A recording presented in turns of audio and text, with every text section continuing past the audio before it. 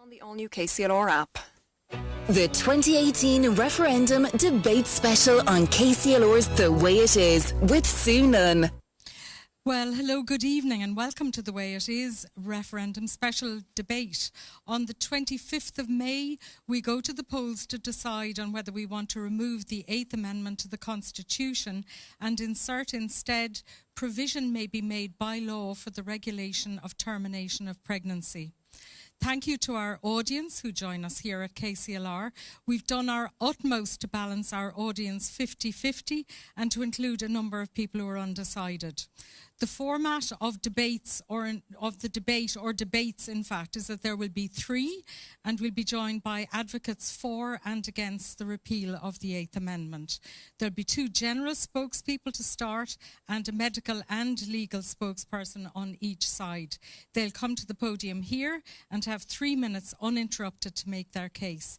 We'll then have questions from the audience, both here in the studio and from social media. You can text or WhatsApp 083 306 9696, email news@kclr96fm.com. The debate is streamed by Ken on Facebook Live. You can follow at KCLR96FM on Twitter. You can listen back tomorrow on our website as well.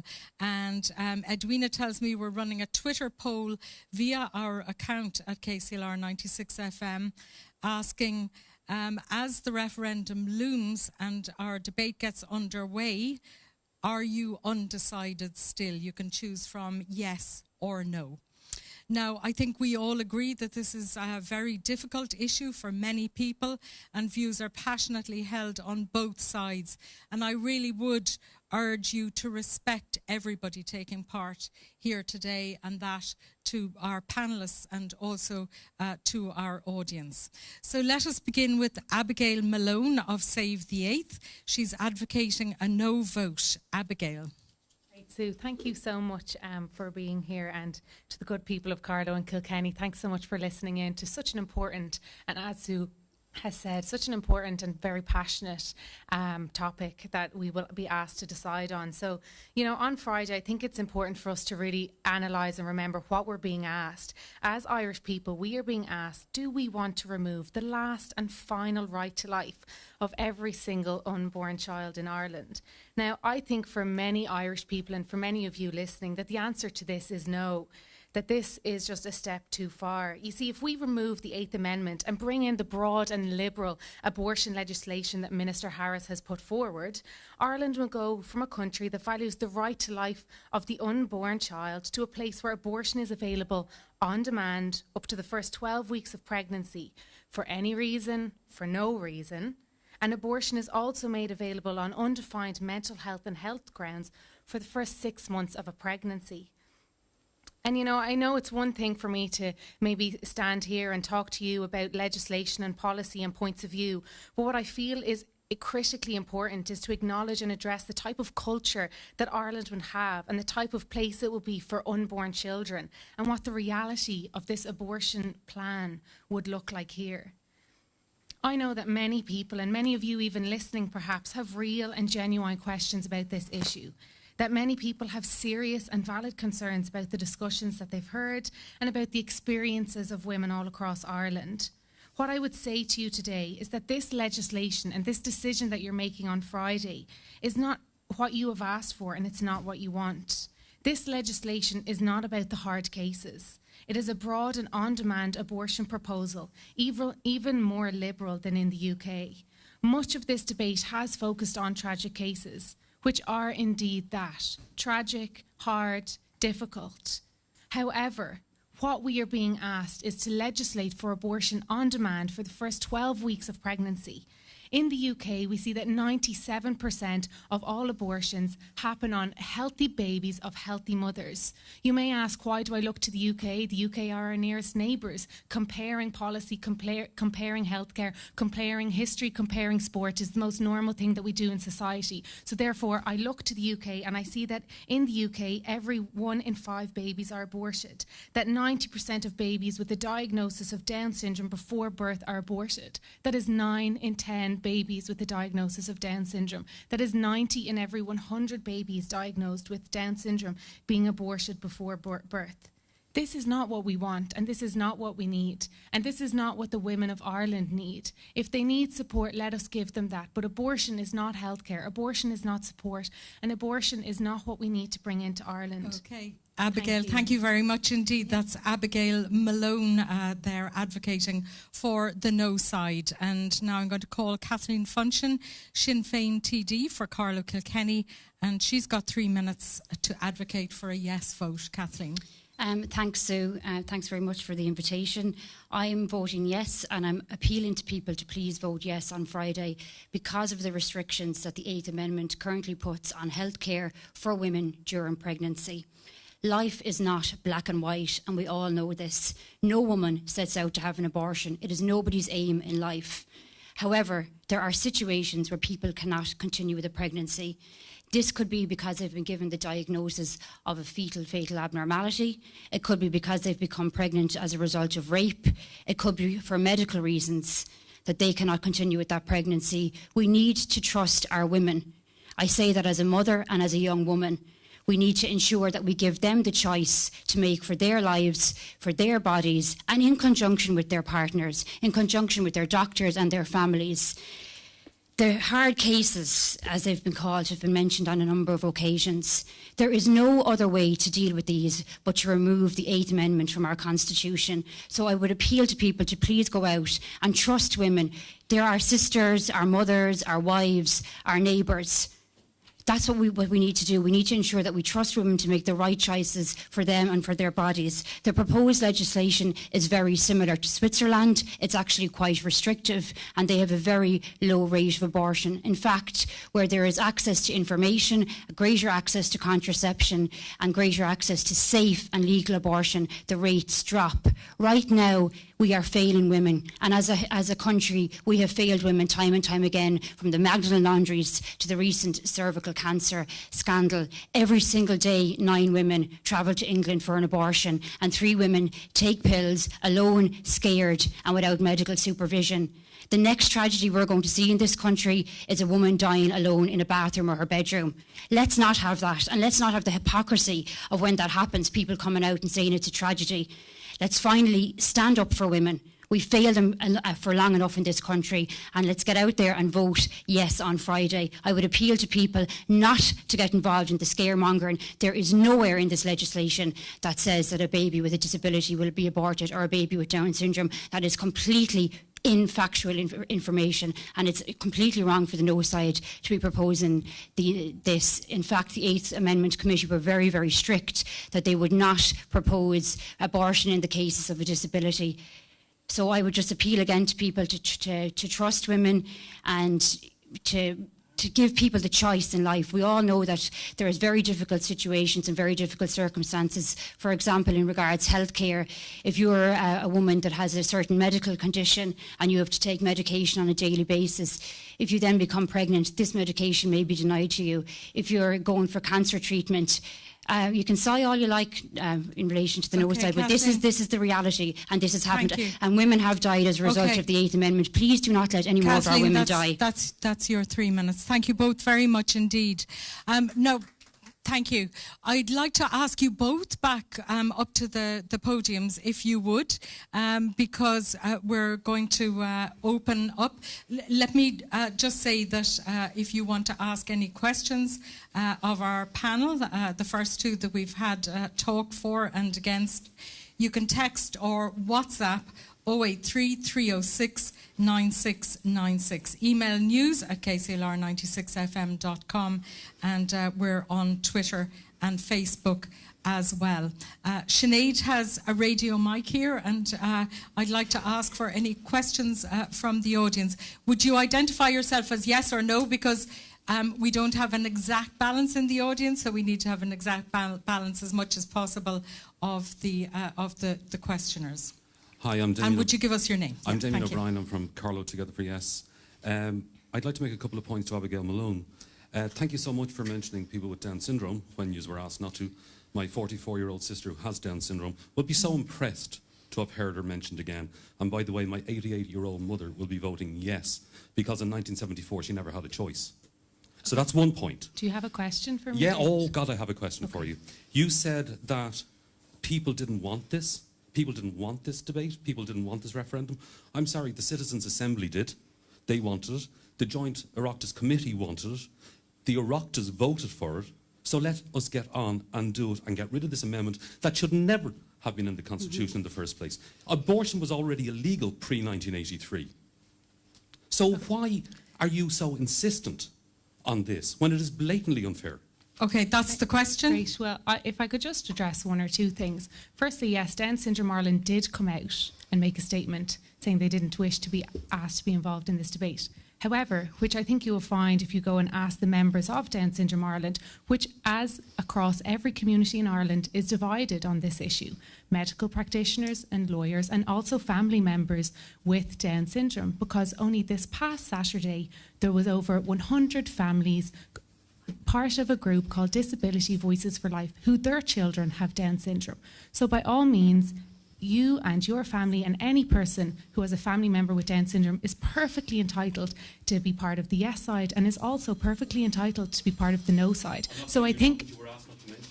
Yeah, but if... Are we... Sorry, can you hold on a minute, please? Okay, so what I'm saying is you cannot tell certain families not to have their voices heard. These were parents of children with Down syndrome. The facts and the statistics in the UK show, and you are part of Together for Yes, your own lead campaigner, Dr. Peter Boylan and Dr. Rona Mahoney, pointed out last week on Joe Duffy Liveline that over 50% of children currently in Ireland with diagnosis of Down syndrome are aborted. Why? Because at 9 to 11 weeks you can access a harmony test in these maternal hospitals in Ireland. So actually, yes, you were right. You can't. It's not specifically legislated for in the proposal. But what is not in the proposal is a restriction and is an a restriction and is an exclusion of abortion for a disability. That is not in the proposal, and it's not as in the legislation. And so I think that that's really important to note that, and to note that families with disability are speaking out, and they should be allowed to speak out. It's their children. It's their children's community. We cannot, if you want to take away freedom of speech, that is a very dangerous place to go. But you are asking families not to speak out. Sue, can I come in on that point? Okay, just very briefly, because I don't want one person to hog it. Yeah. Sue, sorry, that is not what I'm saying. I'm saying that the Down Syndrome Association of Ireland asked that Down syndrome people. And what I am saying is Down Syndrome Association of Ireland. Do you want me to answer your question? No, I'm still speaking. That is not saying that people have no right to speak out. Of course they have. Yes, and I'm here to represent them people, David. The Down Syndrome Association just like the Down Syndrome Ireland did not... Sue, can I come in on this? If you let me finish, because you cannot have two people speaking to me from two different sides. So if you let me address your point, actually from three different sides. So just for the listeners to hear that I've Together for Yes on my side, Together for Yes in front of me, and Together for Yes on my left, shouting at me. So Sue, if you let me answer the question and moderate the debate. So I will address that point. Maybe you're not able for a debate. debate. We're going to a no person here. Okay, brilliant. Thank you. So if you could just not talk to me from the audience, that would be great until the microphone comes to you. Now, Down Syndrome Ireland did not ask all of their members on this. You can ask Michael O'Dowd, who is a representative of Disability Voices for Life, and he was on the board of Down Syndrome Ireland. You ask him, was the membership asked? And he is voting no, and he was not asked. So they are totally entitled to speak out. And for you to say that I personally, just because I don't maybe have a diagnosis of a disability, cannot speak on their behalf, well, that is just ridiculous. Okay, Abigail, I want to go. Sinead, you've Sue, got somebody can I come in on that here. point? I'll come back to you. Just 1 second. We want to get a bit of balance here. Hi, my name is Sinead Tynan. I will be voting no on Friday. My point is around misinformation, lack of information, around people educating themselves. You know, both the speakers here talk about the legislation. I mean, we're actually not being asked to vote on this legislation. We're being asked to vote to remove the existing amendment and to pass over the right to legislation to the Oireachtas, and we're passing it out of the hands of the people of Ireland. I mean, one of the Sinn Féin TDs has already been in the national paper saying that, Sinn Féin will not look for any change in the legislation for 5 years, but that after that time, they will be seeking to extend the scope of the legislation that is now being proposed. This is a point that people just don't understand. I was at a hotel lobby a couple of weeks ago, and I was amazed that nobody in the group that I was in understood that they're not being asked to vote on legislation. They think they're being asked to vote on legislation. They're not. And, you know, I would ask both speakers, I mean, you know, both campaigns are not highlighting that issue to people, and I think everybody should be highlighting that issue to people. Okay, I'll come back to Kathleen first, and then I'll come back to you, Abigail, and then we have a yes person in the audience. Yeah. The point I actually wanted to make kind of ties in with what that lady has been asking. There's a lot of us very passionate about this from both sides, but for people who are undecided, it is really important that we stick to the facts. That is why mentioning Down syndrome and disabilities is not helpful at all, because it's factually incorrect. It is not in the proposed legislation that you would be able to access an abortion on those grounds. It is unrestricted up to 12 weeks, and the reason for that is because that was seen as the fairest way for anybody who has become pregnant as a result of rape, and that is why the unrestricted up to 12 weeks was put in. Okay, well then, could I ask, why did Peter Sorry, Boylan, in the fairness, lead I didn't campaigner, interrupt you, Abigail. Just let her finish, and then I'll let you back in. After that, then, it's if there's a case of serious risk in terms of mental health or health, and a fatal fetal abnormality, fatal as in the baby is not going to survive. And I understand that people are confused in terms of all this stuff about trusting politicians. We're asking people to trust women. We're asking them to say, do you respect and trust? Think of the women in your own life. Okay, would you address that. What Sinead particularly I am addressing that, okay. because she talked about the misinformation, and I agree, and that's why I think it's unhelpful to mention things that are not in the proposed legislation. I think it's unfair to people who are not as engaged in this debate as some of us and who are undecided. But in relation to, as I was saying, think of the women in your own life. No woman, as I said earlier, sets out to have an abortion. They don't. It's a very, very difficult decision for somebody to make. They don't make that lightly. And if they're making that decision, there's a reason in their life or in their health or for a diagnosis, as I said, of a fatal fetal abnormality. And we have to be able to understand that that is currently going on in this country, that women are travelling every single day. And scarily for me, women are taking these pills that, yes, they've been deemed safe, but they're taking them without medical supervision. And they're often taking them without anybody in their life knowing. Why are we putting our women through this? Why are we standing up all the time saying, you know, we treated women so poorly in this country in terms of everything, and then we're going to continue to do this? Okay. It is absolutely not acceptable. Just to Abigail, actually address what the comment was from Sinead. Sinead is spot on. We are definitely being asked to remove the last and final constitutional right that an unborn child in Ireland has. The Referendum Commission have actually issued leaflets to every home and stated this, that we will remove the 8th Amendment, which the Supreme Court recently decided and recently acknowledged is the only and final right that an unborn child in Ireland has, the Supreme Court. So I'm not even citing a campaigner, I'm citing the Supreme Court of Ireland, who said that the 8th Amendment is the last and final right that an unborn child in Ireland has. That's what we're being asked to remove. And Sinead is spot on. We are being asked, not, as Kathleen says, to trust women. We're being asked to trust politicians. Because are you going to cut across me? As far as I'm aware, women are the only ones that can have an abortion. Last time she cut across me, you jumped in to stop her cutting across. across.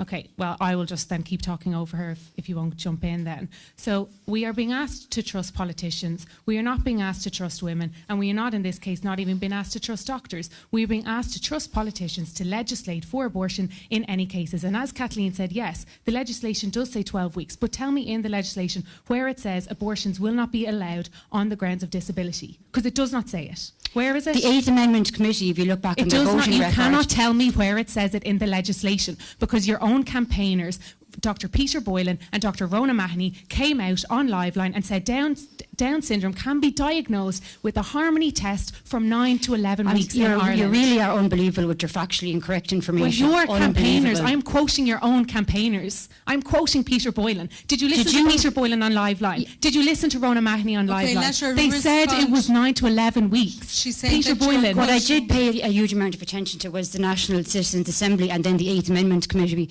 which were the two groups that were tasked with looking at this, and very clearly, you can go back and check the voting record of the 8th Amendment Committee. They clearly voted against allowing abortion on the basis of a disability. But it's not in the bill. It's not in the legislation, Kathleen, and you can't. It says fatal abnormality. No, it doesn't. It says abortion. It says abortion on demand. It says abortion. If I can just make this one point, it doesn't say abortion on demand. It says abortion will be allowed for the first 12 weeks. What about of the women pregnancy. that have died Are you going to as let a me finish my result point? of the No, 8th because you know I'm Amendment? correct. What I am citing is the legislation. It says abortion will be allowed for any reason or no reason up to the first 12 weeks. A diagnosis of Down syndrome is currently available in Irish maternal hospitals from 9 to 11 weeks. Now, it's 12 weeks we're allowed to provide abortions for. And a diagnosis of Down syndrome is allowed from 9 to 11 weeks, to quote Peter Boylan and Rona Mahoney. Okay. And that is the final end of that matter, I think. Okay, Sinead, you've got a text here or a comment? We do. We have some coming in on our Facebook live feed as the ladies are speaking here. Good woman Kathleen. Rebecca also says a mother should accept their child if there's something wrong. Yes, exactly. Kathleen, you're part of the government that failed women as part of Actually, the I'm not part of the government. Scandal. How can Maybe you stand eventually. there and scaremonger Well, you're people? out and tell defending people- the I'm just government's reading- proposal this evening. I agree with them on this matter, yeah. We're on the same I'm side in just relation to reading the yes. comments. Shouting Sorry. Sinead down, please. Clodagh, She's doing I her believe job. their name is Savita or something like that. But we should accept women in their ability to choose. They're just some of the comments coming in on our Facebook live feed as it's going. At this text in here as well. 100% agree with Kathleen. It's never simple, but trust women. Please ask Abigail what she has to say when Kathleen said women have died because of the 8th Amendment.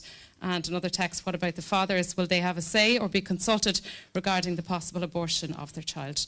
Our Twitter poll then, Sue, just to update people on how that's going. Sorry, currently, as the question was, are you undecided still? Currently 92% have chosen no, 8% yes, so 92% of people know how they will vote on Friday. Okay, that's interesting, and that's in Carlow and Kilkenny. We've got Anne from the no side and Sean O'Hargone on the yes. Anne is down here. Anne, how are you doing? I'm a mother of 5 children, all grown up and married and with their own children. We have 11 grandchildren. I'm speaking as a mother. I've been speaking with people, young people, that they are scared that their children will have something wrong with them. And if I'm a no voter, and if the no vote is in, they're scared there's something going to be wrong with their children and they'll have nothing, to fall back on. Now, my point is really, I have watched The Silent Scream. Have anyone watched it? To watch that... You have to explain to us what that is. Okay, The Silent Scream was a video taken in the 80s. And it was the needle going in to break the waters in the womb. And the baby, you can call it fetus, a lump of cells, whatever you want to call it. I call it a baby, personally. That baby in the womb was trying to hide from that needle of death. Now tell me that that's a lump of cells that have no feeling. I don't get it. But another thing, I have 7 little angels in heaven that died naturally in the womb. And I have seen 4 of them. 4 of those. The youngest, I think, was about 8 weeks. All that baby was there. We couldn't tell the sex, of course, but that's okay. It was a boy or a girl. So I would encourage people to vote no. Thank you. All right. Just before we go to a break, thanks, Anne. We're going to Sean O'Hargone of the Labour Party and on the yes side. Yeah, hi Sue. I suppose one of the things that concerns me here, and we're in the section that deals with the politics of what's going on Friday, is that there's a fundamentally undemocratic streak to the argument of the nature of the no campaign. And I started out as somebody who campaigned in favour of the amendment in 1983. I've travelled a journey as a result of meeting real life experiences and the hard cases. And I remember in 1983 listening to William Binchy when he said that hard cases make bad law. The reality is that the bad law we have has made the hard cases absolutely unbearable for people and have resulted in the deaths of women. But what I'm more concerned about is the men and women of 1916 and the men and women of 1921 died for our right to live in a democracy. A democracy does not make its laws by referendum. And the very same people who bullied Garrett Fitzgerald and Charlie Haughey into this amendment in 1983 now want us to trust no politicians. And, you know, if you want to look at the political realities of this constituency, we have 6 Oireachtas members, 5 of whom are voting no on this referendum, to the best of our knowledge. So the reality is, when this legislation gets into Dáil Éireann, it's going into an extremely conservative Parliament, both in Shannon and Dáil.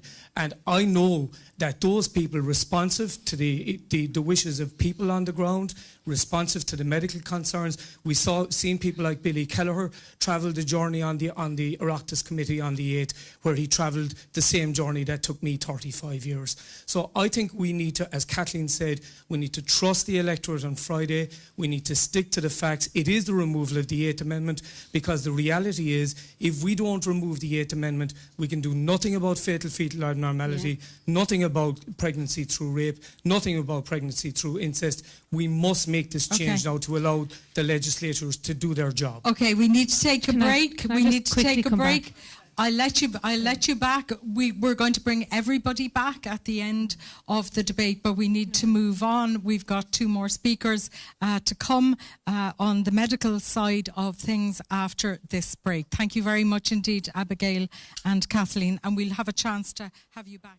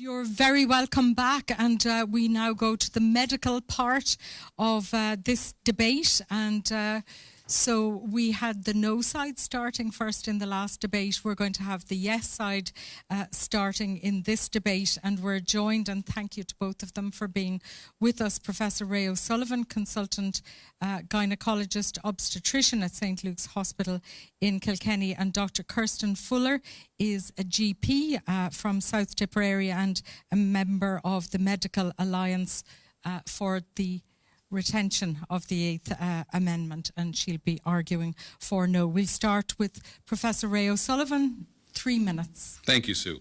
I must preface my comments this evening by saying they do not represent those of the HSE. They don't represent the opinions of St. Luke's Hospital. They don't represent the College of Surgeons, where I'm a professor, or the UCD, where I'm a professor. So these are my own personal opinions, formulated after 25 years of looking after women, thousands of pregnancies. So, you know, it's not anything that I want to tie the HSE up in. Next Saturday, no matter what the result of the referendum, women will still pick up those pregnancy tests, see those blue lines, and either have dread or joy. No matter what the result of the referendum next Friday, women will still face very easy decisions about continuing their pregnancies and loving those children, or will face very difficult and hard journeys. No matter what the referendum, the outcome of it is on Friday, women will decide to either continue their pregnancies or end those pregnancies. The world will keep on turning. Now, all the result will decide is where women will have that journey. Will they be looked after in a strange land strange facilities, unfamiliar to them, by strangers? Or will they be looked after by us? The professionals that are regarded all over the world as being some of the best.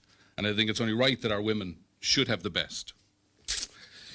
On Monday, this day week, after this referendum has been decided, I'll go into work and I'll have to look after these women, no matter what happens in their lives. These are your sisters, your cousins. They're the women that we walk past every day on the street. I will have to look after them, no matter what befalls them.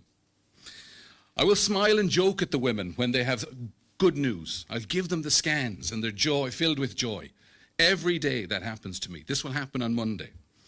But I'll also have a grave face at times when things aren't going well, and I look at that couple and I will say to them, things aren't going to plan. I will talk to them about anencephaly. I will talk to them about pathos, Edwards, Potter syndrome, and I will talk to them about Down syndrome. We will see them one more time to discuss what we found, confirm what we found. And then they will ask me for the options, and I will give them the options. And unfortunately, one of those options that I will discuss with them is travelling to the UK, to colleagues over there. But we will make that plan. Other times, not as often, I think. I don't see women that often who have crisis pregnancies, but these do not feel right to be mothers yet, or again. I listen to their stories. These are students. These are mothers who already have children and can't afford them. These are mothers who already have children and also have not, that they're in abusive relationships. We see all sorts come in our doors, all sorts of hard cases. Professor O'Sullivan, that's your 3 minutes. Thank you. Thank you very much indeed, Professor Ray O'Sullivan. Now we go to Dr. Kirsten Fuller, GP, South Tipperary, member of the Medical Alliance to retain the 8th Amendment. Thank you very much for having me. As a doctor, as a GP in this country who's also worked in Britain and seen what happens, what has happened there with regard to wide-scale abortion, I and my colleagues have been absolutely appalled at the government's proposals. The government wants a GP-led system providing walk-in, unrestricted abortion on demand in the first 12 weeks of pregnancy. That's in black and white for us all to read. This is the polar opposite of what GPs want to do and what we're trained to do. There's been no consultation from the government with us. It's assumed we'll fall in line with the proposals from going from being a healing profession, a profession that saves lives, a profession that protects women and their babies. And the government wants us to change and facilitate the ending of a child's life. One of my patients, when a pregnant woman walks through that door, I have 2 patients, equally deserving of my care, my compassion, and my respect. Think of the impact if the 8th Amendment was removed for GPs. Medicine changes. A GP surgery changes so drastically. We're at the pin of our collar to provide care as it is. And so now we're being asked to facilitate the ending of a child's life. We start our week with that, and the government wants us to continue in that train. Fact, if repeal happens, the government is committed for legislation for unrestricted abortion on demand up to 12 weeks. Another fact, the proposed legislation, it allows for abortion on undefined health grounds. And this is up to 6 months. This is very similar to what was brought into Britain, where I worked as a GP. The wording was used, the very similar wording was used. So we know what happens. If the referendum were to pass, there is nothing, literally nothing, stopping a future government, a future Dáil, from voting away any remaining legal protections for unborn babies, in the event that some pretend restrictions were included in the first round. The government's abortion proposal is indeed more extreme than England's abortion laws. And that's the stark, sad reality of the proposals brought forward by our minister. Abortion is not healthcare. It is not a treatment for any medical illness. In all cases, and I think this really needs to be reiterated, in all cases where a woman's life is in danger, the Medical Council guidelines for Ray and myself are the same.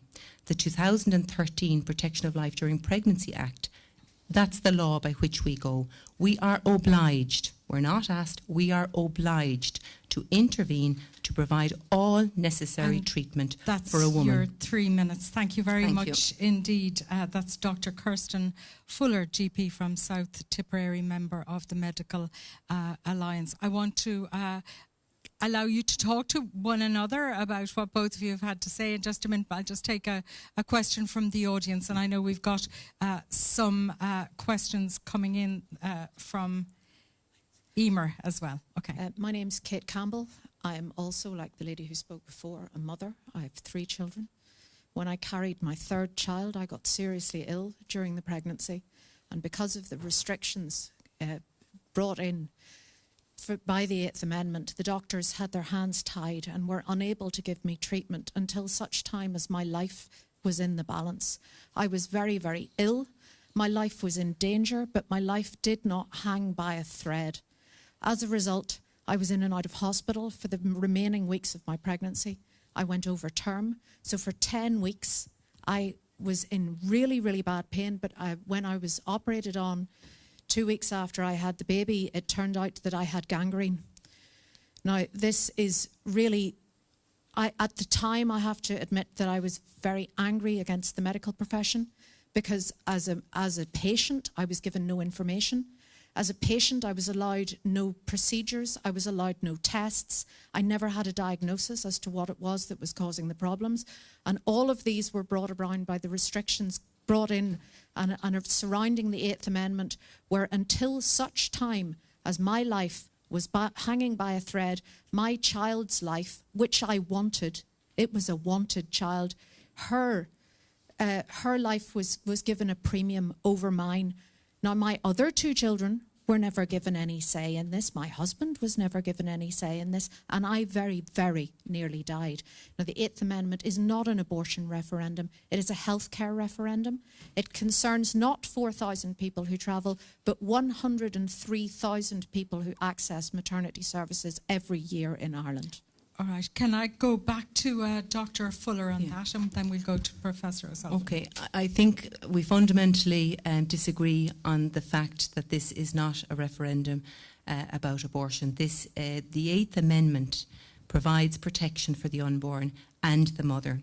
And what I said earlier, and it's very clear for doctors, for every doctor in this country, we need to put the treatment that all pregnant women require, they get that. We are obliged to give that. We are obliged by law, and we are obliged by the ethics. So I'm glad that your baby was delivered safely, and I hope that you're doing very well. But you must be very clear. You said the 8th Amendment is to blame for the lack of information the doctors gave you. I mean, you know, that is not the case. The 8th Amendment does not stop any doctor giving you all information that you require. And remember, the 8th Amendment, it's very simply put. It's to protect the life of the unborn, and it's to protect the life of the mother. And just know, and one final point, sorry, doctors are very clear also that the life of the mother does not, the risk to the life of the mother does not have to be imminent. So we are not waiting till women are in death's door. That's not what we should be doing. We are clear we must intervene in time when there is any risk. I would just like to quote the HSE's national consent policy, which restricts informed consent and informed refusal for treatment of pregnant women. To quote the policy, section 7.7.1, because of the constitutional provisions on the right to life of the unborn, there is a significant legal uncertainty regarding a pregnant woman's right to consent. Okay, and to be fair, the HSE, I think, it's quite clear in their bias. Remember, the Minister for Health, we know he's a very strong advocate for abortion. It's for every doctor. We are trained. I have 17 years' experience as a GP, and we are trained that we must provide all information to the patient for her to make, and him to make an informed decision. Professor Ray O'Sullivan.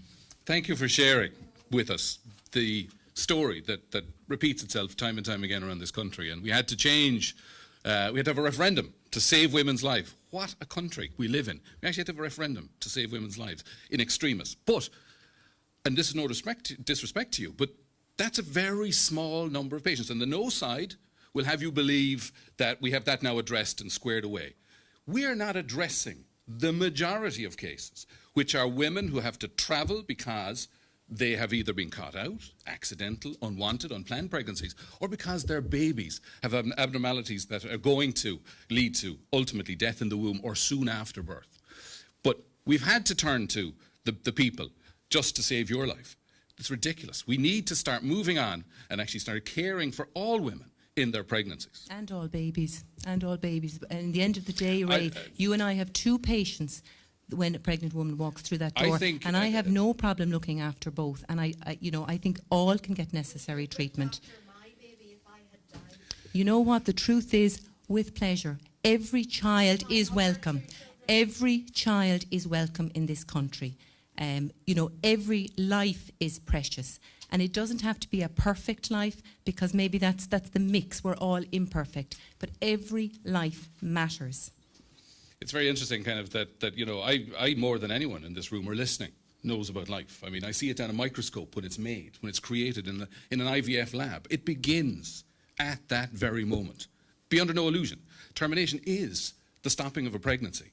But the reality is, sometimes it has to and should, and because it's right, sometimes it's up to the woman herself to make that decision for herself. No one else. No one's going to mind her children for her, no matter what Dr. Fuller's going to do. Listen, let's all get in a bus and go down to her house, because it's not big enough to look after all of these kids that women in this country have decided not to have. And I think that's their right. And I think the state should actually come in and support women in difficult situations. They've done so well before, haven't they? Well, you know what? If we vote no on the 25th of May, we go back to the state and we say you need Magdalene Laundries. Let's go. You know what? This is nothing to do with the Magdalene Laundries. It's to do with the state and how they fail our women time and time again. And they're failing our women by providing abortion as a solution. It is a quick fix. I certainly think so. It's a quick fix solution. It lets them off the hook. And I would say to them, they need to do better. They need to help doctors access to urgent counselling, something that we can't do. And I've had so many women come through my door, maybe that they've an unplanned pregnancy, and the difference maybe, Ray, between you and I, you're, I'm sure, a skilled obstetrician, but you're not there maybe when they first get the news. In a lot of cases, it's the GP they first go to, and you're not there years later when maybe they say to me, I didn't know what an abortion was. I didn't know that the pain would never go away. I'm there for that. Okay, just so everyone knows, the largest study on mental health issues or anything after abortion has shown that there is no difference in women that have had abortions or those that haven't. That's not true. That's not true. That's absolutely not true. The American Psychological Association did a meta-analysis in 2008. That is not true. Look, it's there for your reading. I mean, it's a big document. Ferguson and Gisler, so many other studies, turnover study. Thousands of women, and they show that they are at increased risk of mental health. The biggest overwhelming sense that they have is relief that it has happened. Short term, and down the line, they tell me that relief, doesn't heal. They thought it might have healed. Mental health problems ahead of women that have had babies. That's actually not true. That is not true. It is absolutely true. And in the end of the day, let's push our government to provide better supports for women. I mean, as I said, I see these women with unplanned pregnancies. Yes. They come through my door. Just let me finish, Ray, please. And then a few weeks later, they're distressed initially, with real compassion, with real care and with real support. A few weeks later, they come back. And then I'm asking them, and how are you feeling now? A little bit better. And then a few weeks later, they're starting to get excited about their baby. We can do better than pitting a mother against her child, sort of as a quick fix solution. Dr. Fuller, is that what we want? We want choice in this country. We want those women to choose whether they come back to you with a smile on their face or whether they take a journey. To end the life of another human being. Right? I can't end your life. I can't end anyone's life. That is not. You're not ending it. You're not ending it. Women will make these decisions for themselves, not you. In law, we don't, as a state, and in law, we cannot turn around and say, let's pick and choose who lives and who dies. We're better than that as human beings. In a civilised society. No, yes, you know what? Okay, I want to let some of the audience in. I'll come back to you. Lady, if you just give us your name. My name is Teresa Hockney. I'll also be voting no. And I couldn't agree more. It is 2 lives. It is an issue of life or death. And as well as that, I also think that Ray can be very emotive there about Magdalene Laundries. We can quote that all we like. It's history, thank goodness.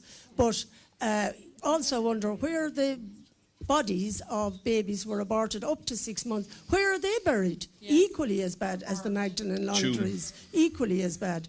And I might also add, for women, I think we're being duped, because if you look at the statistics all over the world, more girl babies are aborted than boys. Because we're India. Okay, can we go down here, Emer? There's somebody here, and John wanted to come in as well. First of all, if you wouldn't mind waiting for just a moment, there are a lot of texts coming in, Emer. Yes, Sue, there's lots and lots from the first part and from our latest part of the debate. Why pick out Down syndrome? They are gifts from God. Every child is a gift from God. Why kill them? Who gives us the right, says Anne. Sue, 2 points. The no side are actually turning people to yes with their holier than thou views. Also, do the no side actually think that if people vote no, that in the future all the cases that are currently going abroad for abortion or taking morning after pill is going to stop? No. So why not provide the proper care here in their home country? Thank you.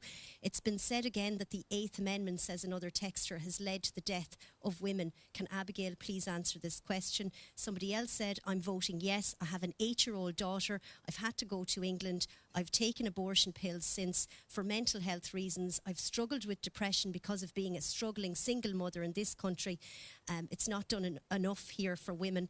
All I can imagine is if my daughter had to face the same stigma and fear of being a criminal for trying to do the best she can. I'm ashamed to be Irish. A baby is not more important than a mother. All lives are equal unless you're an Irish or a Saudi Arabian woman, says her texter. Another says, I think it was utterly disgusting to see people handing out documents for no campaign inside the church doors yesterday in Castlecomer with children's communion going on. One was even handed to a child, says an annoyed parishioner. And there's lots and lots more questions coming in for our panel in relation to our Twitter poll after 40 minutes, and our poll, which is on whether or not you are undecided. 88% to say no, they're not undecided. In other words, they have their minds made up, and 12% say they are undecided. Okay, and roughly speaking, that's Carlow, Kilkenny. There was just one question specifically for Abigail, Emer. I wonder if you could find that. She might like to come back. It's been said that the 8th Amendment has led to the death of women. Can Abigail please answer that question? I mean, that is one of the ones. Yeah, we can come over to you. Sinead, if you go over to Abigail there, yeah. I think that listener has actually directed that question to the wrong person, because I have never said that the 8th Amendment has ended the life of a woman, and actually Kathleen has said that, so the burden of proof is on Kathleen to prove that, not me to defend that. So if Kathleen wants to defend her statement that the 8th Amendment has taken the lives of women, and if she, and that's on her to do that. Okay, Kathleen, do you want to do that? Yep, no problem. 3 women, Sheila Hodgers, Michelle Hart and Savita Halapanava. Sorry, Sheila all Hodgers. died of, I actually know the family of Sheila Hodgers. She died before the 8th Amendment was brought in 1983. She died in 1984. She died 6 months prior to the 8th Amendment being brought. She did not. I know the family. You know, it's on record, Kathleen. Sorry, that's on record. Can I just step in here for a second? Somebody died somewhere because we had to go to the electorate to say that the life of a mother in extremis about to die, we couldn't let that happen. So somebody died somewhere. It wasn't just made up. Okay. That's 3 women that we know of.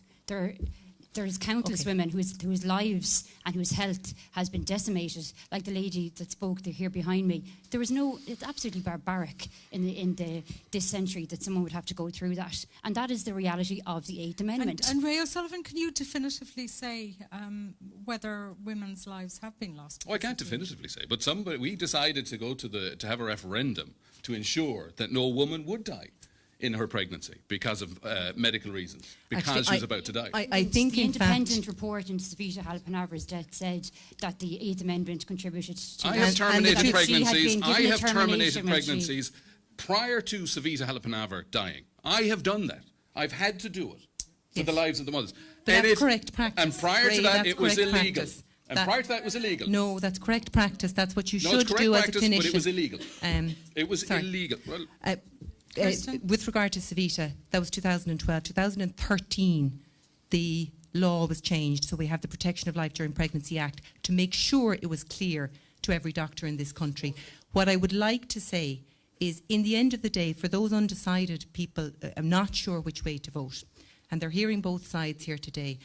You know, and many of my friends who are pro-choice have said to me that this goes too far. This regime is abortion on demand. Let's go back to the government. It is in fact in black and white. Let's go back to the government. Let's go back and say to them, we don't want abortion on demand in this country, but you need to help us deal better with certain cases. But we have to vote no for that.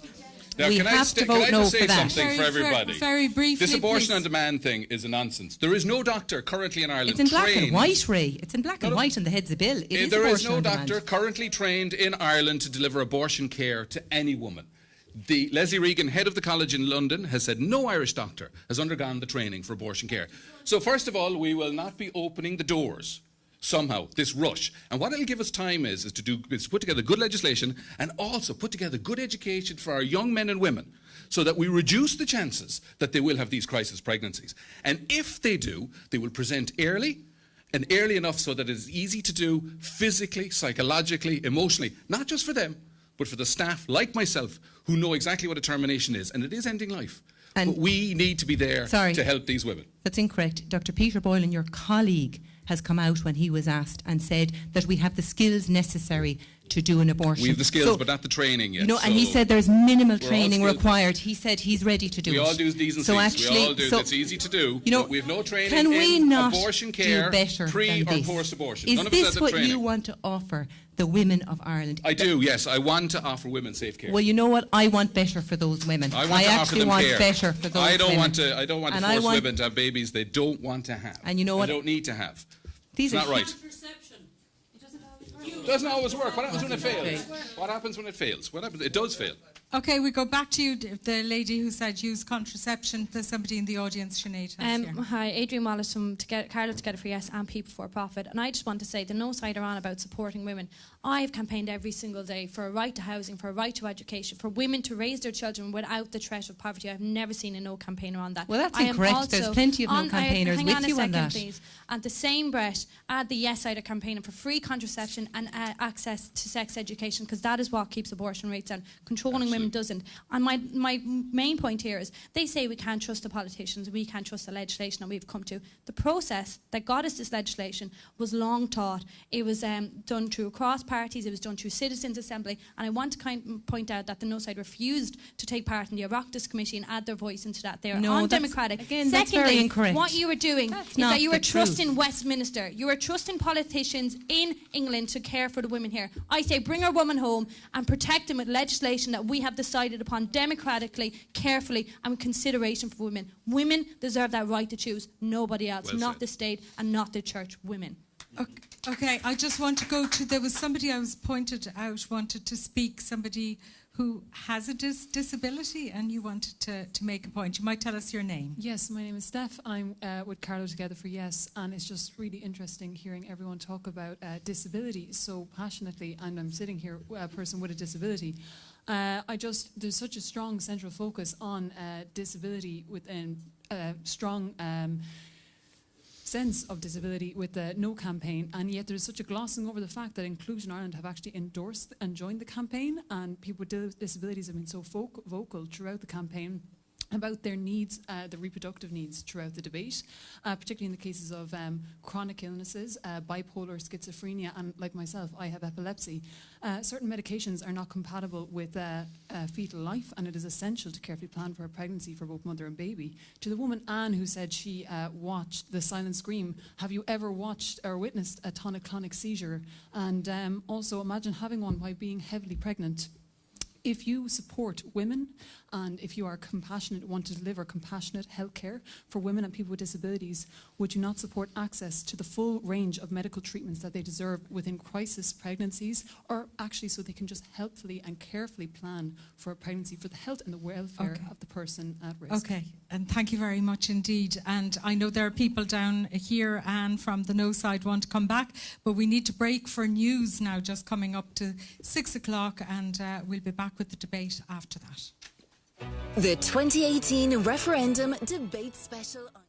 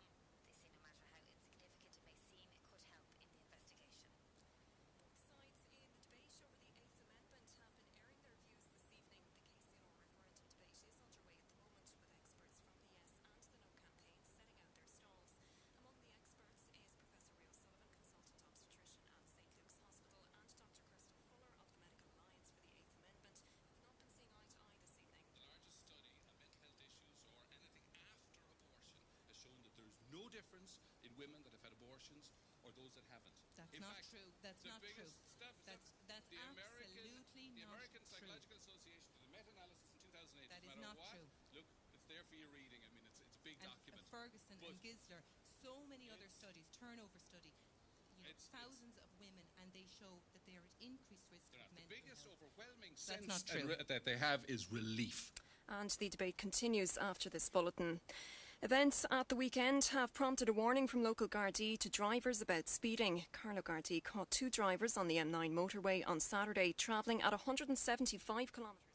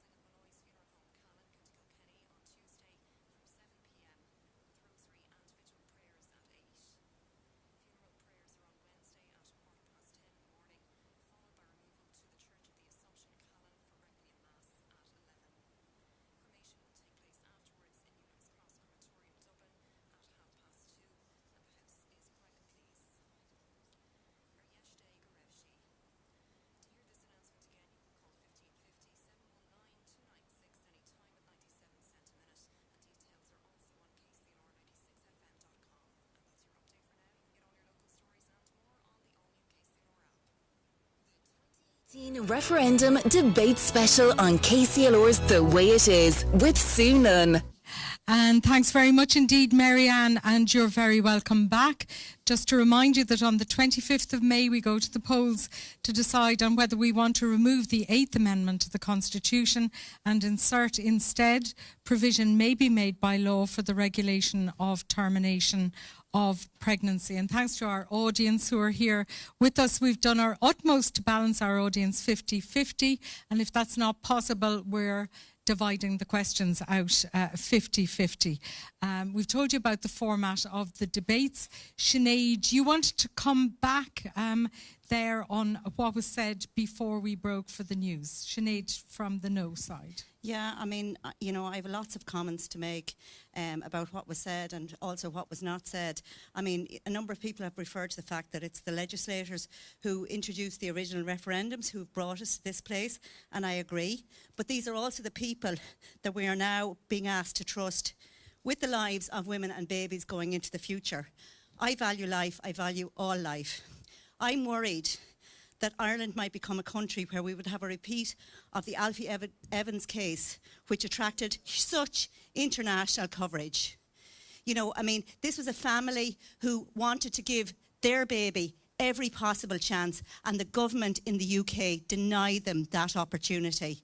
You know, and I don't think that case could have happened in Ireland, but I'm afraid that if abortion legislation is introduced in Ireland, that we could have cases like that in the future. For me, choice, and I am pro-choice, but I believe that choice in this situation for most comes at the point of deciding whether or not to have sexual intercourse. Yes, I know contraception can fail. Again, I mean, you know, you could go on and on about all of those situations, but I do believe that's the main choice. I personally know 2 women who have had abortions. In neither case was there a medical reason for their abortions. One was a young single person in a volatile relationship, and she didn't trust that the father would be there to support her. One was a young mother who already had 2 children in a very stable relationship, who decided that she could not financially and therefore could not emotionally support another baby. You know, people make these choices. As I say, I know these women personally. I would never hold their choices against them. Never hold their choices against them. You know, as I say, I value life. That's my standpoint. I value life. Okay, just on the Alfie Evans case, can I just get the medical view on that? Because there was a lot of publicity about it at the time. It was in Britain. Kirsten, do you want to? I suppose a lot of people are aware of it. This was a little boy whose parents were crying out really to bring their child for further treatment in a different country, and they were denied this, and the dad went on the television quite a bit. And I suppose as a GP who's worked in Britain, I think when abortion is introduced into a country, it is accurate to say that the culture of that country changes, and abortion goes from being something, I suppose, in a country where it's normalised and accepted, it almost goes to being expected in certain situations. So to say that women are put under extra pressure when abortion is legal in a country, I think that is accurate to say, and we can do better in this country.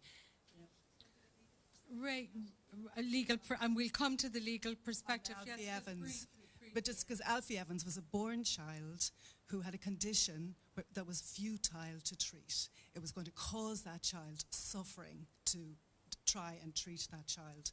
And in order to end that child's suffering, the decision was made to withdraw treatment, and the same thing would happen in Ireland. It is not relevant to the abortion debate. Okay, I want to go down to, or Sinead is going to go down to Kathleen Shada. I just recognise in the audience. Kathleen, thanks very much for joining us, and you'll know Kathleen because she lost her 2 little gorgeous boys in desperately tragic circumstances, and you've been coming back to us bit by bit, Kathleen. You're undecided, I gather. I am. Thank you, Sue. I am. When Emer asked me if I'd come along tonight, I thought it'll give me an opportunity to actually get a little bit of information. I will say I'm pro-choice. Doesn't necessarily mean I'm pro-abortion, but I am pro-choice. And my biggest fear at the moment is with a no vote, we're static. we're exactly where we are today.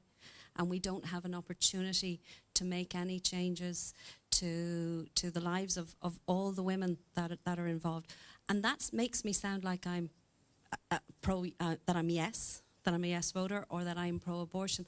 I'm not. I don't think this is an easy decision for anybody. I don't think any one of us really want to be in a position on Friday to tick yes or no. I've listened to the debate and I thought, if those supports are in place, if all the supports that are being called for on both sides, I think, were actually available to women, then it is quite possible that actually the abortion rate that's been quoted would drop. Let the women that are travelling have the support, speak to their doctors, speak to the counsellors, and maybe if they haven't already made their decision, which comes when you book that flight and talk to the clinic, they may actually feel more empowered to continue with the pregnancy if it's a crisis pregnancy. But at least by voting yes, or having the option, we can provide the care that's necessary for all the women that don't want to lose their babies and don't want to lose these children. Some of these children are very much wanted, but the circumstances that are going on in those women's lives mean that for whatever reason, this pregnancy cannot continue. What's going to help make your mind up in the end? What's your biggest question, and has it been addressed? Is there anybody here who can address it? I don't actually know that anybody can really address it. I think the fact that what we're voting for is giving people a choice. And that's what's important. We have to trust. We may not trust our politicians, and God knows they haven't always been good to us, but we have to trust that decisions will be made in the future. And we will have an opportunity as part of that decision-making process, presumably, in our ability to vote for certain politicians. But if we don't, and I suppose in a way I'm talking myself into a yes vote, aren't I? Sounds a bit like it to me. As we're talking. But if we actually say no on Friday, this is it. Okay. Kirsten, you wanted to come back in, Dr. Kirsten Fuller. A final point there, that lady just said, if we actually vote no on Friday, this is it. And she is right on that point. If we vote no, sorry, she's wrong on that point. If we vote no, we go forward. We push the government to do better. We push them to provide urgent access to counselling for women. We push them to provide perinatal hospice care. I think if we vote yes, then it's left to the politicians to decide, and we will never get a say on this again. Well, that is true. We will never get a say on this again. And I think for the people who are unsure out there, they need to vote no on Friday. They need to, I mean, again, if we vote no, the government, then they have to try and invest in better care. But if abortion is legal in this country, do you think the government are going to turn around and say, that's fine, let's set up perinatal hospice care, let's support these women in difficult situations? They don't have to come and help these women. We have to vote no.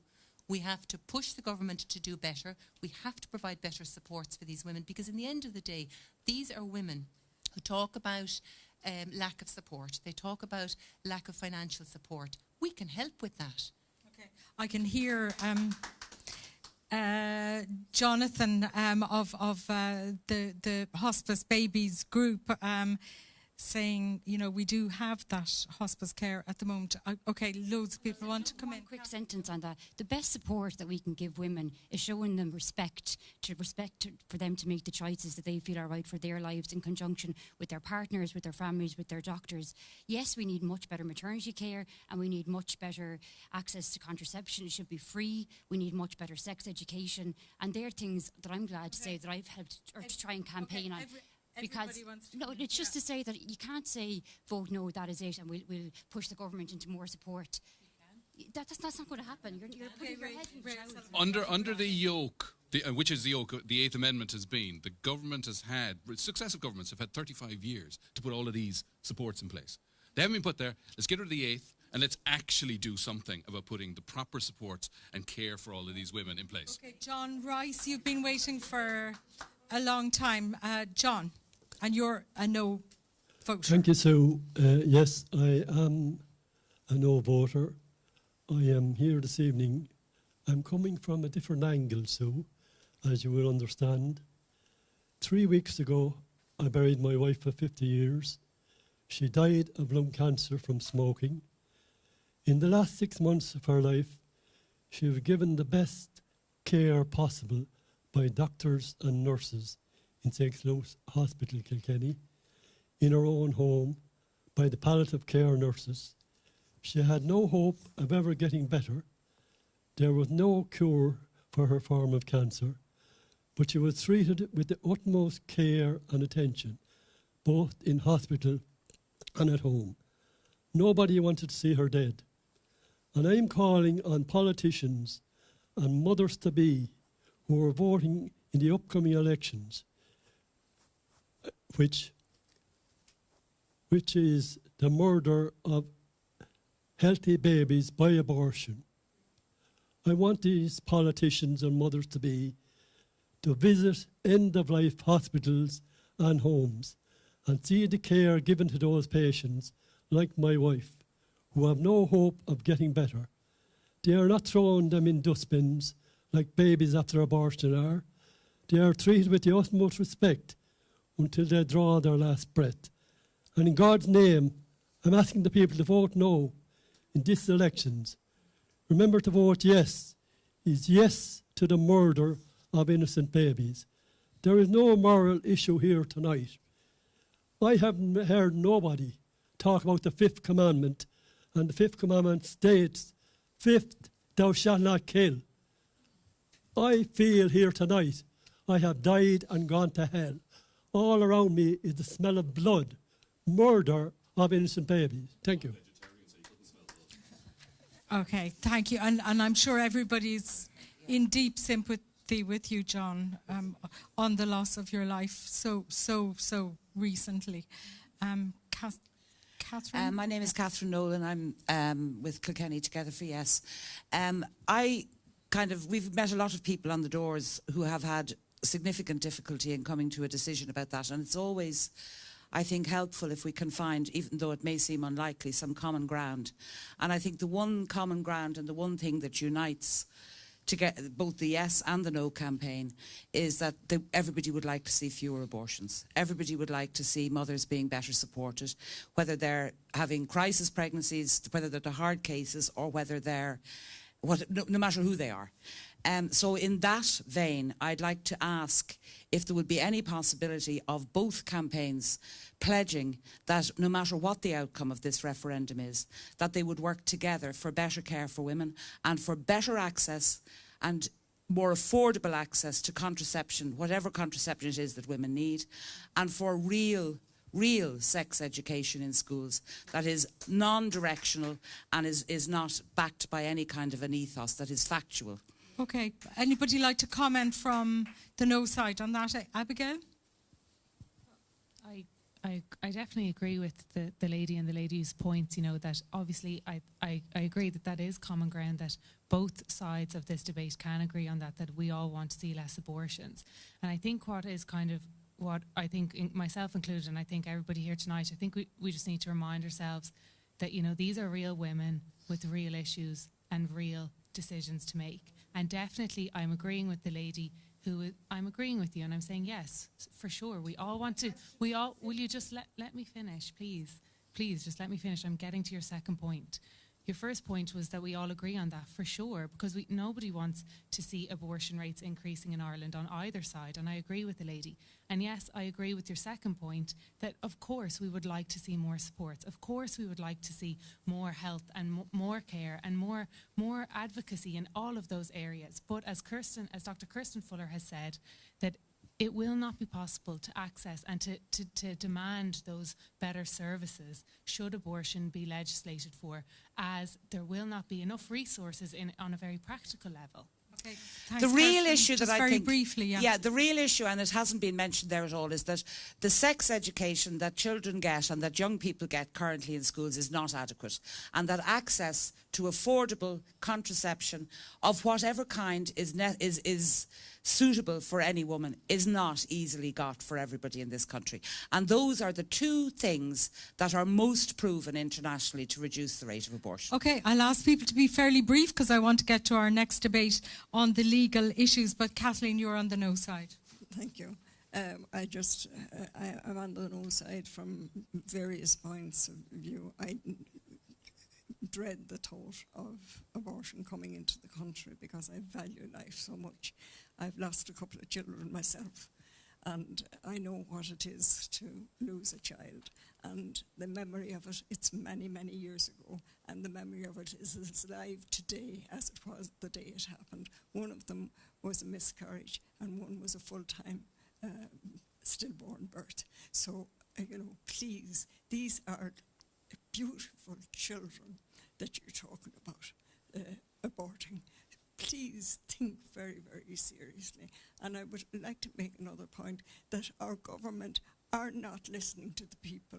My husband has written on 3 occasions to the Minister about the housing and given suggestions of how to overcome that.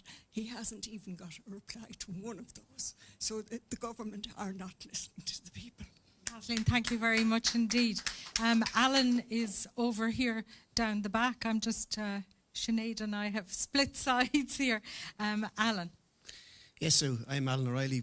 Some people might know me from Carlow Weather.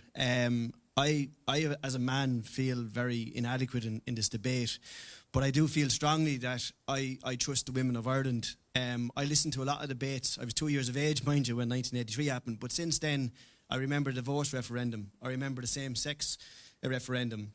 And I remember no side, on both sides, telling us that the world was going to fall down on top of us, that the Irish people couldn't be trusted, that we were all going to be divorced, that every time that there was going to be a same-sex marriage, there was going to be children in same-sex marriages. And none of these things had any massive, dramatic impact on the quality of life in Ireland. And it's a reality in 2018. Healthcare is happening for Irish women abroad. We are Ireland. This is our state, and our women deserve to be looked after under their choices in this state. And as a man, I think we need to give them women that choice.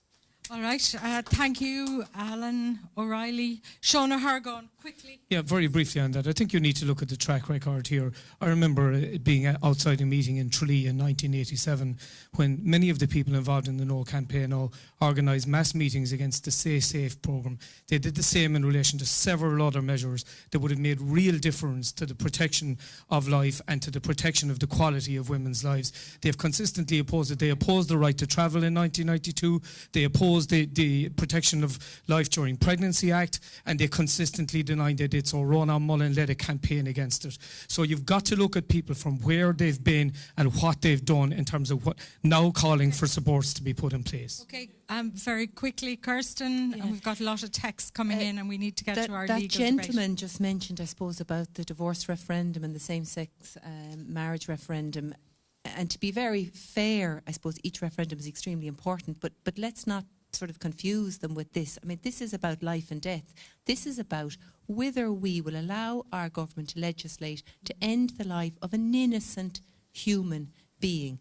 Remember, the baby is actually one of us. We started that way. You know, the baby's heart is beating at 21 days after conception. By 12 weeks, that baby is fully formed. So it's not, I suppose, comparable to talk about previous referendum. This is life and death. The other point, I suppose, just finally, I suppose we have to look at Ireland, you know, and in a sense, we are a beacon of light to other countries because we are one of the safest countries in the world. World Health Organization, we are one of the safest countries for pregnant women to be here and for babies to be born. That is a fantastic achievement. Let's not lose that. Let's build from that. Okay, Emer, you've got a load of texts. Let's get some of them. I know Sinead does too. Are you going to get to those? Yeah. Yes, Sue. Question to the medics. Nature naturally, spontaneously aborts between 15 and 30% of pregnancy.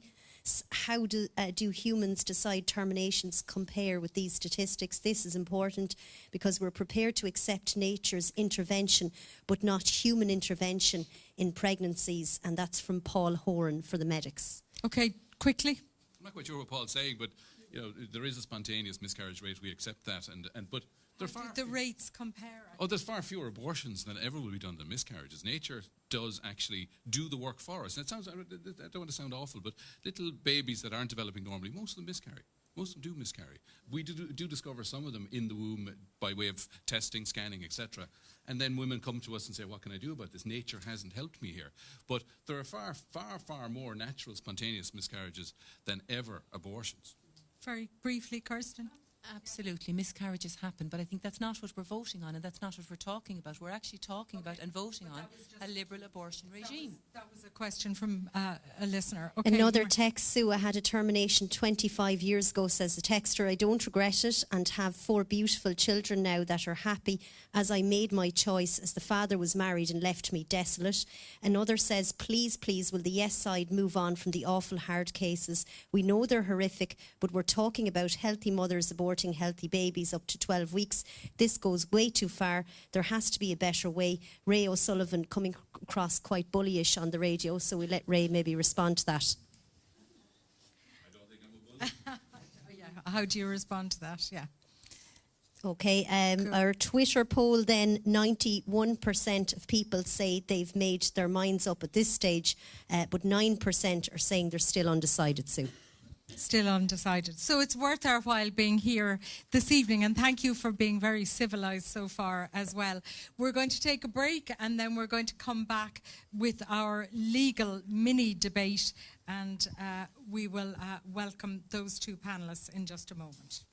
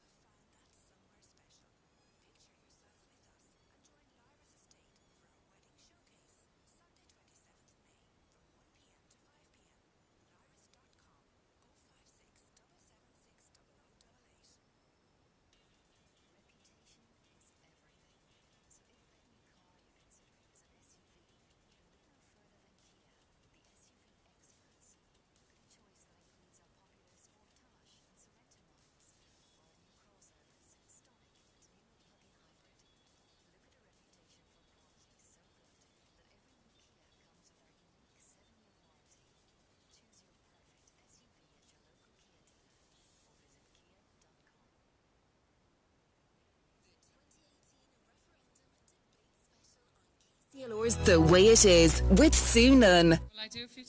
Okay, quick, some texts from, and I know there are a lot of people wanting to get in, but so are our listeners. Sinead, some more, are there texts and Facebook comments and coming in by various social media as well? There's a lot coming in, and it's not easy to get to all of them, obviously, but just a few.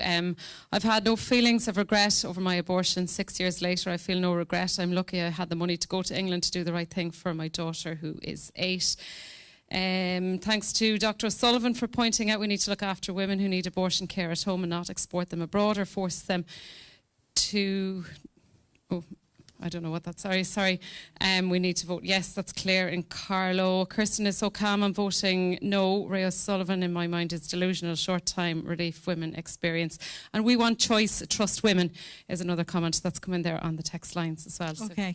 All right. Time for our final debate. And thank you to everybody who's contributing, both here in the studio and by social media and text and WhatsApp as well. 083-306-9696. Time to look at the legal issues on both sides, and delighted to welcome Dahi McCorrick. He's a barrister for Save the Eighth, who will be arguing for the no vote, and Ruth Fletcher, originally from Carlow. She's a lecturer in medical law and is a member of Lawyers for Choice. Dahi, we'll go with you first, if that's okay. And thanks for having me. I must say I feel some trepidation here tonight, not least because I'm from Wexford, and therefore it's always difficult for a Wexford man to stand before a Kilkenny audience. But No, there's a Carlow audience here. Oh, that's fantastic. Yeah. But I'm a barrister and I'm also an atheist. And there were some comments made before about divorce and same-sex marriage, and I was enthusiastically in favour of both of those measures. I think myself and Luke will find ourselves in agreement in relation to what the law actually says and will say in relation to the right to life and in relation to the right to abortion. If the proposal were different, I would be standing where Ruth is standing. If the proposal the government brought forward were to deal with questions of rape, incest, and that terrible term, fetal abnormalities, I would be on the other side of this debate, but it's not. And that's very clear from anyone who looks at the document which the Referendum Commission has put out. You can see the before and the after. And the after is that it gives a blank cheque to the Oireachtas to legislate in relation to the termination of pregnancy, that it puts the right to abortion in the fundamental rights section of the Constitution, and that is the first time we've been asked to vote to take rights away from people in our Constitution. And in this constitutional space, the government is moving to British-style abortion, and there's no argument about that. If you look at Head 4 of Simon Harris's bill, it gives a right to abortion up to 6 months where 2 doctors, neither of whom has to be a psychiatrist or a psychologist, sign off that it would be appropriate to avert the risk to a woman's mental health that she be given an abortion. And we know that that's going to be simply a rubber stamping exercise, as it is in England, because no less a person than Peter Boylan, when speaking in the Sunday Times on the 25th of February, said that the only person who can judge whether or not a woman needs an abortion on mental health grounds is the woman. And also, if people, but you can Google that, you can also Google abortion.ie. And it won't be the hospitals in Ireland that provide abortion services. If you Google abortion.ie, BPAS comes up, the biggest abortion provider in England. And there'll still be free movement of services for 2 years after Brexit, and you can bet that they will open up in the larger centres and they will be there to make a profit. And if you're there to make a profit, you're there to encourage abortion. 97% of abortions carried out in England are on ground C, that head 4 in Simon Harris's bill. Interestingly, 38% of abortions are repeat abortions, and that's something to consider. That it's not just about what the law is, it's about what the culture is. That if you see a woman pregnant today, you say, congratulations. Are we going to move to a culture where you say, are you keeping it? If somebody has someone with a disability, a child with a disability, supports are given. That's our culture. If we move to an abortion culture, the question is, well, you chose to have a child with a disability. Why should our taxpayers' money subsidise that? Okay. We're moving to a very, very Dahi, cold place. You've had your 3 minutes. Thank you very much indeed. Dahi McCorrick there. And now we move to Ruth Fletcher for the yes side. Thank you. And can I just start by saying we're in Ireland, we're not in the UK. So let's evaluate Irish people's needs. If you care about women and their health, you have a reason to vote yes on next Friday, the 25th of May. At the moment, the Supreme Court has said in the Attorney General Annex that medical professionals can only act to save a woman's life. They cannot intervene to save her health.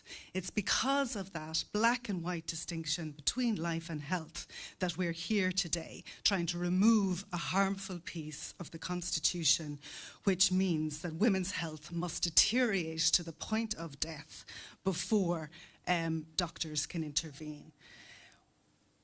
Doctors cannot intervene in pregnancy then at the moment in cases like, for example, where women have diabetes and are at risk of going blind. Doctors are not able to intervene in that circumstance in a law as a result of the Supreme Court interpretation of the Eighth Amendment. Women like Claire Malone, who have conditions like pulmonary hypertension, they can't be helped. They are at risk of going into organ failure. We've already heard from Kit Campbell, who talked about living with gangrene in that situation. Women who have serious mental health issues. I mean, it's just upsetting to hear the way in which the previous speaker has diminished the value of mental health and the role of mental health. We know that 1 in 11 women suffer from postnatal depression. We know that women have suicided within 42 days of giving birth. The maternal study recently documenting between 2010 and 2012 and 2014, the figures, shows that mental health is such a serious issue across the board in Ireland, but particularly in pregnancy. And so we need doctors to be able to intervene and alleviate the serious harms to health. Now, this idea that after the 12-week period, that doctors can only intervene, that doctors would be intervening on some sort of vague grounds, as my colleague put it, that it is a UK abortion-style regime, is just completely false. The ground in the legislation is a risk of serious harm to health. Do we ask women to go blind? We ask women to go into organ failure. We ask women to live with serious depression and not have that aggravated. In those sorts of circumstances where women's health is going to be severely compromised, that's when abortion, with the approval of 2 medical practitioners, will be allowed between 12 weeks and viability.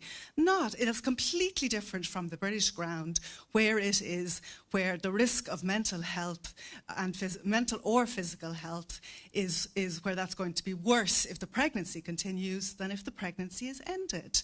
Childbirth is always going to be more dangerous for a woman's health than ending a pregnancy. You've had your 3 minutes. Thank you very much indeed. Thank both of you.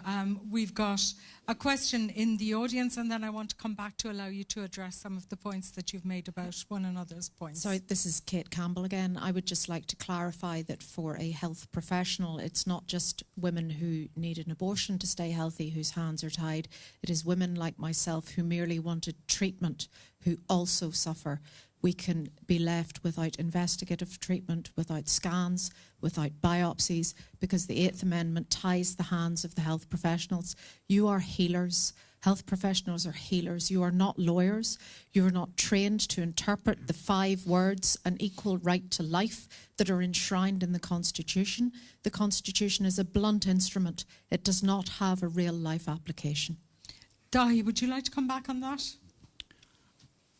Anytime there has been a balance to be struck in relation to the right to life of the child and the right to life of the mother, we've always come down in favour of the right to life of the mother. It is practice that women who are pregnant are given chemotherapy. It is practice that women who need medical treatment are given medical treatment, and if as a byproduct of that the child is lost, that is not a breach of the Constitution. What we have here in this country, and especially when people talk about the very sad case of Savita Halappanavar, who died of sepsis and who died of medical negligence, that we have a conflation of medical negligence whereby the medics who are negligent hide behind the 8th Amendment and blame it for that. It's like people, like politicians, who generally heretofore would blame the European Union for every unpopular measure which they themselves decided to bring in. But it's a cop-out. No woman has died as a result of the 8th Amendment. That is, again, under the Constitution, it is perfectly permissible to give a woman who needs medical treatment, and if the child is lost as a byproduct of that, well then the Constitution is not so uncaring not broken. women. It's not. That's simply the fact, and we've been bombarded with emotionalism and with things which simply aren't there, and people are trying to cover up their own negligence by hiding behind the 8th Amendment, or what they say the 8th Amendment is. In the case of Savita Halappanavar, it has been really clear, established by numerous inquiries, that her dying of sepsis was as a result of poor medical care, which was required by a situation where you can only intervene when life is at risk. It is neglect and sepsis, yes, but that has been required by bad law making hard cases. I'm afraid I have to get here and make this very, very clear. In Section 48 of the Medical Ethics Guidelines, which the doctors who will be familiar with, the death or the threat of death to a woman need not be immediate or inevitable. Those are the words which are used in medical guidelines. Of course. So, sorry, please.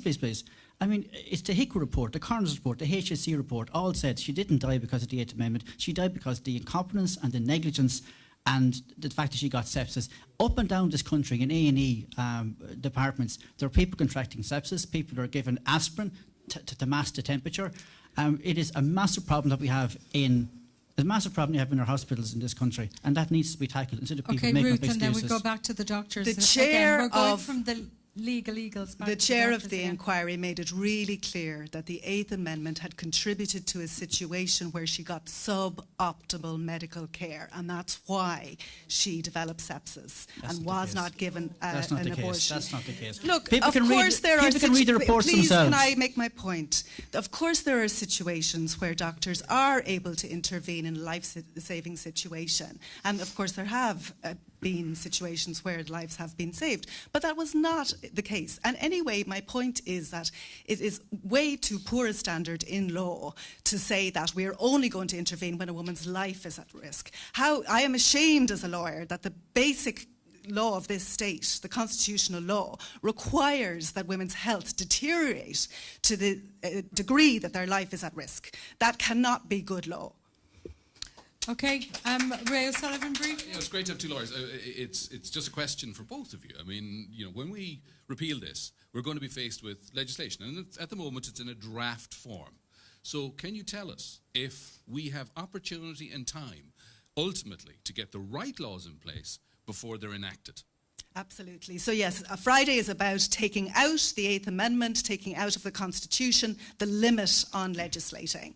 Legislation is a much better tool. It's more appropriate to the promotion of safe and secure pregnancy. So the plan at the moment is, yes, that legislation will be the means to regulate pregnancy generally and abortion in particular. And the government have produced a draft scheme. So again, normal parliamentary democratic process will mean that legislation has to go through the Dáil and the Seanad, and there will be numerous opportunities for people, as with any important legislation, to lobby their politicians, to tell them what they think about it, to amend it, to discuss it.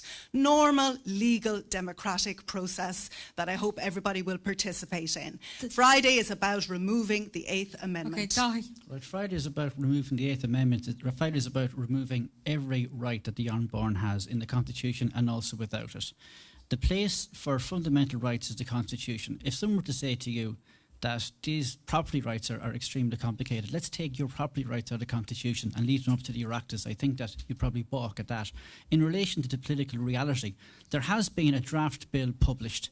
People will have voted on this on this proposed deletion of the right to life, having had sight or an opportunity to have sight of this bill. It is incumbent then, if this right to life is removed, on the government is a political imperative to pass what's there in the legislation.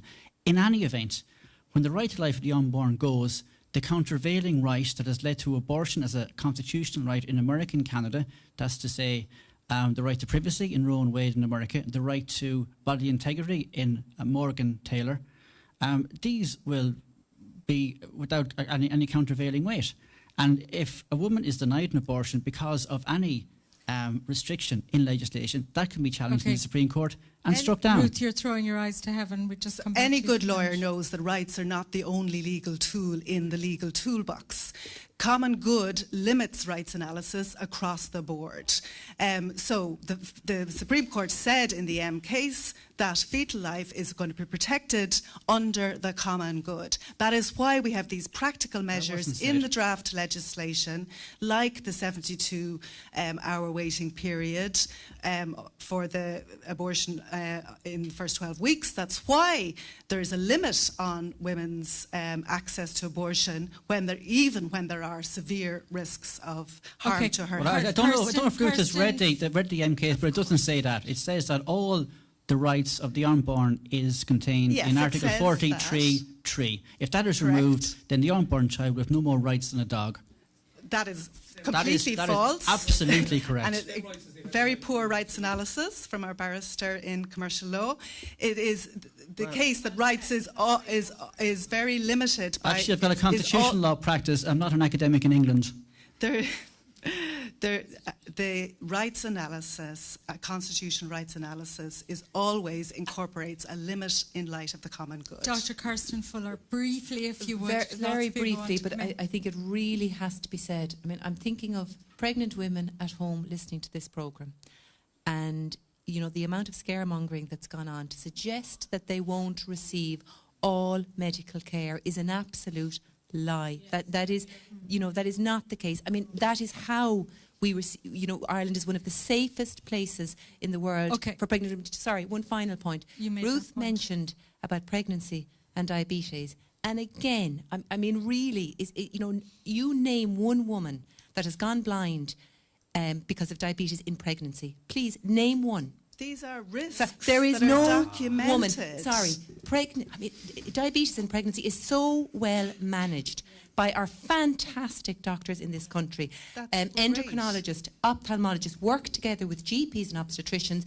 There is no woman in this country that has gone blind, you know, in pregnancy with diabetes. It is managed so well, and it's not fair to scaremonger the women in this country by pretending they won't get care. They will get care under the 8th Amendment. They will get all necessary care. Down the back here, and again, I think it is for the no side. My friend's daughter is pregnant. She has 3 chronic illnesses. She's diabetic, she has pancreatitis, and something else, which I can't think of. But, and it's not funny, and she was offered a termination. She refused, but the doctors in Dublin are giving her 100% looking after. The baby and her come first. Okay. And there's a gentleman in front there on the yes side as well. My name is Fergus. I support the Yes campaign. I'm from the United Kingdom. I lived there for 60 years of my life before I moved to Ireland. I've never heard it said in England of a woman who's pregnant, are you keeping it? It's never, ever happened. And I know no pregnant woman in England who's ever said to me, someone said to her, are you keeping it? That's a complete myth. And that's for a culture of abortion in England. What's considered from my family, my colleagues, my friends, is that abortion is a private matter between the woman and her medical advisors. That's as far as the culture goes. Okay, Margaret O'Brien is down the back here. Thanks, Sinead, and we've got lots more texts as well. Margaret. Hi, can you hear me? Yeah? Yes. Yeah, I'm from the yes side. Before I say what I want to say, I just want to make a comment that I nearly guessed that he was some sort of land lawyer when he referred to women as chattels. I didn't refer to women as chattels. Oh no, you only no, I won't. I you referred to them as a right to property. You I made did not the say comparison, that. I not did not me. say that. Now, having said that, could I go back to what I was about to say? I will not be misrepresented on public radio. Let him come back because he feels that he's been represented. Right, he didn't say the right to property then. No, you didn't. Well, if you've been listening, what I said was that the right to life as a fundamental right belongs in the Constitution. And then I posited that if somebody's right to property were to be taken out of the Constitution, how would you feel about that? So your right to life should be in the Constitution, the right to life of the child and the mother should be in the Constitution. The right to property of somebody were taken out of the Constitution. Wouldn't you have issues with that? I didn't say women were property or chattels. I don't think it's fair, in fairness to him, to say that he said that. All right, he women were didn't. That's the way I interpreted it. Well, can you apologise? Will I apologise for interpreting? No, apologise for saying that I think women are chattels. I've 2 daughters. I have a wife. I have a sister. I apologise then. Right, I'll apologise for enough. saying that you said women were chattels. And can you make your point? And can I make my point? My point is, I listen to people all the time about children and pregnancies. I have 5 children. I had 2 miscarriages. I have 7 grandchildren. I had all 5 of my children before we ever had an 8th Amendment. All of them. I didn't run to have any of them aborted. I didn't need an 8th Amendment to give me a moral sense of what was right and what was wrong. Neither did my mother or her grandmother. Neither did any of my friends the same age as me. We didn't need an 8th Amendment because we had a moral compass that we drew on ourselves. And I and the women of Ireland do not need a law instituted into the Constitution that poses and pushes somebody else's moral compass on us. The women of Ireland, individual women, every single one of us, deserves the right and the respect to be able to use our own moral compass to make decisions for ourselves. And the one thing I agree with here tonight that the No campaign has said is that this is about removing the 8th Amendment. And when the 8th Amendment is gone, we will have women in Ireland with a moral compass who'll make right decisions for them. Okay. Abigail, you want to come back on this? I just think to make the point that we should trust people, women, men, anyone, to live by their own moral compass in society actually would lead to the complete and utter breakdown of society. We have if you would let me finish my point here in the audience. We have legislation, we have constitutions, we have rights in order to protect people in society. You cannot say that we will have you live by your moral compass and I live by mine. Well, what happens when our two moral compasses clash? What if you want to lash your hands out and my face just so happens to be there and you hit me? You cannot live in society by letting everybody just live as they wish, do what they want, having no rights, no respect, no legislation and no constitution. At the end of the day, what we are saying this coming Friday is to remove that right to life of the unborn child in Ireland. That is what people are voting on. Okay, very briefly, Margaret, and I've got somebody else down the back here as well. You wanted to come back on that very briefly, if you would. Okay. I certainly won't push my moral compass on anybody. It will be up to everybody to decide, every individual woman to decide what's best for her in her own scenario. I won't force you to have an abortion, and you don't force your moral compass on me. Is that a fair trade-off? Is that a fair trade-off? I would like to point out to the lady that I am in no way trying to point at, to enforce my moral compass on her. If you would let me finish. If you would let me finish, will you let me finish here in the studio? Yes, if they stop shouting over me. It is a human rights issue. This is not a moral issue, this is a human rights issue. It's a right to life of the unborn child. We're talking about making people do things. If anyone could read head 15 of the bill, it legally obliges me as a doctor to either end the life of one of my patients, or if I'm uncomfortable with that, to refer to a doctor who will. So I don't have legally you are obliging every doctor in this country to end the life of one of their patients. That's not acceptable. We don't have conscientious objection. We must refer, and that's not acceptable. I have to grab back the microphone. Okay, we've got somebody else down the back here, Sinead. Yeah. Yes. There's been a lot of talk here this evening about disability and about mental illness. I am a person with a disability. I'm a person with a diagnosed psychiatric mental illness. People in a place of mental illness should not be allowed to make life-changing decisions. I had not only made the decision, but had taken the action to end my life. I was an inpatient in psychiatric care at the time. This is over 20 years ago.